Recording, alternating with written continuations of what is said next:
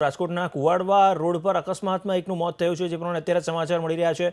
બે કાર અને એક એક્ટિવા વચ્ચે સર્જાયેલા અકસ્માતમાં એકનું મોત થઈ ગયું છે, જ્યારે 3 લોકો ઘાયલ થઈ ગયા છે।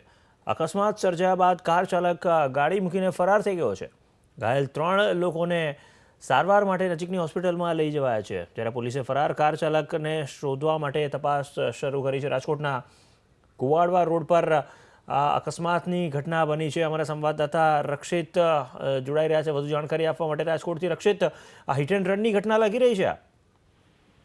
जी ચોક્કસ જે રીતે રાજકોટના કુવાડવા રોડ ઉપર સવારના 8:30-9 વાગ્યાની આસપાસ એક જે સેલ્ફ પેટ્રોલ પંપ આવેલો છે તેમાંથી એક એસન્ટ કાર નીકળી હતી અને તેમાં જે કાર ચાલક હતો તેને પહેલેથી પોતાની સ્ટીરિંગ પરથી કાબુ ગુમાવ્યો હતો અને સૌપ્રથમ તે રોડ પર આવેલા ડિવાઈડર સાથે અથડાયો હતો અને ત્યારબાદ નજીકમાં આવેલી એક જેન કાર છે તેમની સાથે અથડાયો હતો।